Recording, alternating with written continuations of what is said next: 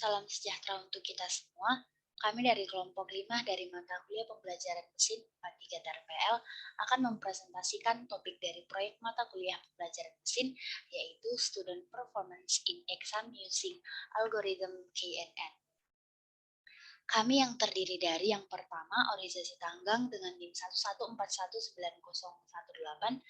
Riris Malau dengan NIM 1141922, Kevin Tambunan dengan NIM 1141933, Arizona Purba dengan NIM 1141934, dan saya sendiri Yohanes Sihombing dengan NIM 1141955. Pada presentasi kali ini, kita akan membaginya menjadi 6 outlines yang ditutup dengan kesimpulan. Yang pertama adalah pendekatan, yang kedua tujuan, yang ketiga pre-processing data, yang keempat eksplorasi data, yang kelima code program dan analisis hasil, yang keenam pembagian kerja dan ditutup dengan kesimpulan. Yang pertama adalah pendekatan atau metode. Canary-Snake-Burp KNN. Kami menggunakan metode KNN ini untuk melakukan klasifikasi terhadap objek berdasarkan dari data pembelajaran yang jaraknya paling dekat dengan objek tersebut. Mengklasifikasi objek baru berdasarkan atribut dan sampel-sampel. Yang dimaksud di sini, KNN itu adalah sebuah metode yang mengklasifikasi sekumpulan data berdasarkan pembelajaran data yang sudah terklasifikasi sebelumnya, termasuk dalam supervised learning, di mana hasil query instansi yang baru diklasifikasikan berdasarkan mayoritas kedekatan jarak dari kategori yang ada dalam KNN. Selanjutnya adalah tujuan. Tujuannya adalah yang pertama untuk menganalisis dataset menggunakan algoritma KNN, yang kedua untuk memastikan akurasi dalam memprediksi performansi siswa, yang ketiga untuk menguji kinerja model, yang keempat untuk melihat penanganan data yang hilang. Yang dimaksud di sini sederhananya tujuan dari algoritma ini untuk mengklasifikasi objek baru berdasarkan atribut dan sampel-sampel dari training data. Algoritma KNN menggunakan neighborhood classification sebagai nilai prediksi dari nilai instansi yang baru. Selanjutnya akan dijelaskan oleh teman saya. Selanjutnya, saya akan menjelaskan pre-processing data. Next. Yang pertama ada missing data.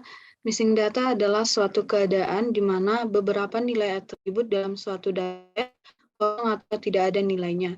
Missing data terjadi apabila ada salah satu data yang memiliki nilai kevalidan tidak tersedia atau hilang pada saat kita akan melakukan analisa. Ada beberapa penyebab terjadinya missing data, diantaranya kesalahan pada saat melakukan entry data atau pada saat mengumpulkan data tersebut. Adapun pengaruh apabila terjadi missing data adalah berkurangnya jumlah sampel yang sudah kita tentukan. Next. Pada slide ini kami telah melampirkan code dan output yang dapat mengetahui adanya missing data atau tidak pada missing data. Next.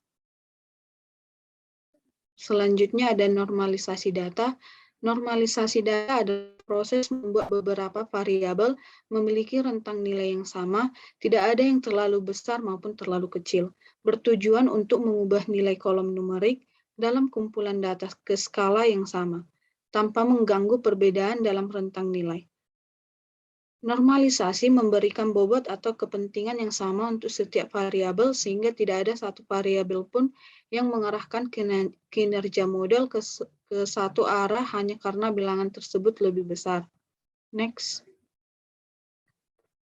Pada slide kami juga telah melampirkan code beserta output untuk normalisasi data. Next. Yang selanjutnya ada outlier. Outlier adalah data yang memiliki karakteristik unik yang terlihat sangat berbeda jauh dari observasi lainnya dan muncul dalam bentuk nilai ekstrim, baik untuk sebuah variabel tunggal atau variabel kombinasi. Outlier juga dapat diartikan sebagai data yang nilainya terlalu jauh dengan data lainnya. Keberadaan outlier akan membuat analisis terhadap data tersebut menjadi bias. Outlier dapat terjadi dalam kumpulan data karena nilai tinggi dan rendah ekstrim asli dalam kumpulan data diperkenalkan karena kesalahan manusia atau mekanis, dan dengan mengganti nilai yang hilang. Next. Pada slide kami juga melampirkan code beserta output outlier berupa plot dengan menggunakan fungsi pyplot.scatter. Next. Selanjutnya akan dijelaskan teman saya.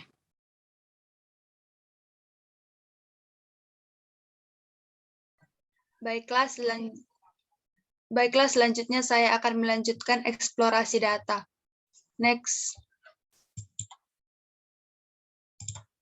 Jumlah data pada dataset Students Performance in Exams (IDE) in-depth adalah sebanyak 1.000 data dan terdapat 8 dalamnya.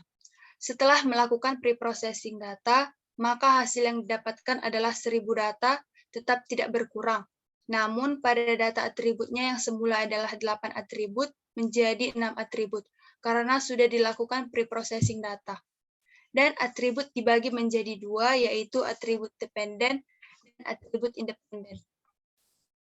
Next. Selanjutnya adalah confusion matrix. Confusion matrix adalah pengukuran performa untuk masalah klasifikasi machine learning, di mana keluaran dapat berupa 2 kelas atau lebih. Confusion matrix adalah tabel dengan 4 kombinasi berbeda dari nilai prediksi dan nilai aktual. Ada 4 istilah yang merupakan representasi hasil proses klasifikasi pada confusion matrix, yaitu true positif, true negatif, false positif, dan false negatif. Berikut ini kami tampilkan hasil implementasinya. Selanjutnya akan dilanjutkan oleh teman kami.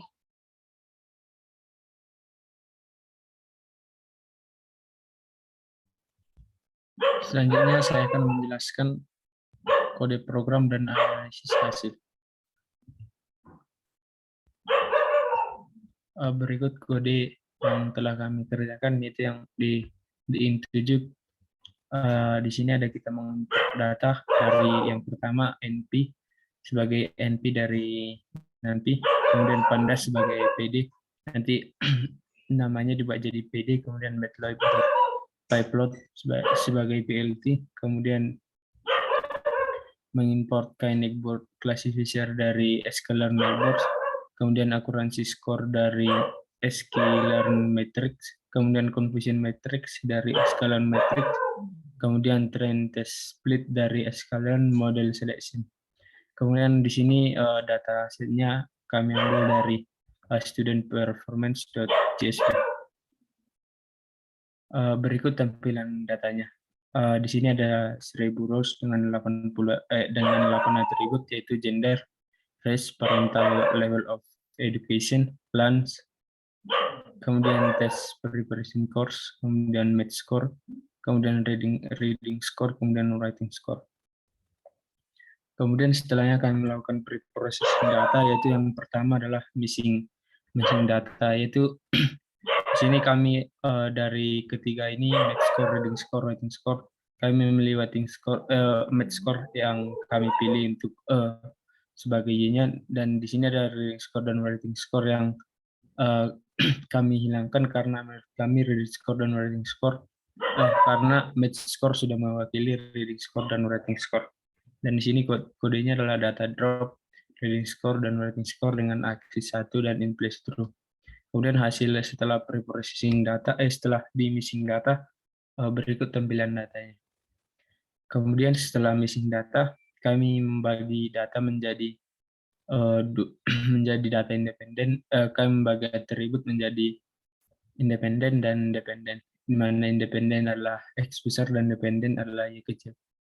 Sini bagian kodenya data log dan Y. Berikut tampilan X-nya. Di sini kami juga memprint si Y-nya, data dependen Y-nya, yang dimana sebelumnya adalah kategorial, yang ini non complete, dan di sini kami melakukan pre-processing data, yaitu label encoder, yang dimana kami membuat kategorial data tersebut menjadi numerical, yang dari non complete menjadi 1, 0. Berikut kodenya. Setelah itu kami juga melakukan preprocessing yaitu outlier dengan menggunakan pipeplot yang dimana outliernya adalah sebagai kodenya sebagai berikut dan hasil akhirnya adalah sebagai berikut, di mana ada 4 titik di setiap sudutnya. Kemudian kami juga memprint di sini memprint Y dan di sini memprint di sini kami print X.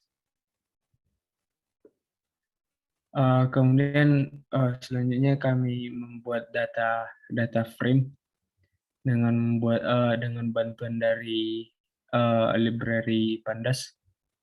Dan untuk penyebaran data frame-nya ada sebagai berikut. Dan untuk algoritma KNN-nya kami buat sebagai berikut, di mana KNN adalah KNN Nickbout classifier dengan N-nya adalah 5 dan metriknya adalah Euclidean distance dengan KNN fit, extend, dan Y-train. Di sini outputnya adalah metriknya menggunakan Euclidean. Kemudian di sini algoritmanya adalah kami buat perulangan di mana range antara 1 ke 11 dengan di dalamnya adalah KNN sama dengan Nickbout classifier dengan N sama dengan I, nanti akan bertambah terus dengan metrik sama dengan Euclidean dengan KNN fit sama dengan X-train dan Y-train, di mana Y prediksinya adalah KNN dot predict dengan X-test. Kemudian result-nya adalah accuracy score Y-test Y prediksi dengan RIK di append ke result. Dan di mana hasil akhirnya atau hasil resultnya di sini kita lihat 0,685 dengan Y prediksi sebagai berikut.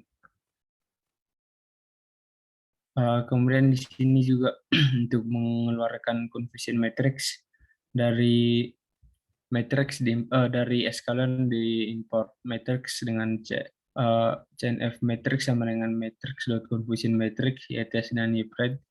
Dengan kami mengeluarkan CNF matrixnya yaitu sebagai berikut, dan hasil akhir dari confusion matrix adalah sebagai berikut dengan true positif yaitu 27 dengan false positif 43, false negatif 20 dan true negatif 110. Dan di sini kita lihat akuransi model kami yang dihasilkan dari str.round hasilnya ada akuransi skor Y-test Y-pred dikali 100 dan hasilnya adalah 68,5%. Dan di sini kita lihat precision, recall, F1 score dan supportnya. Demikian code dan analisis yang kami buat. Selanjutnya akan dijelaskan oleh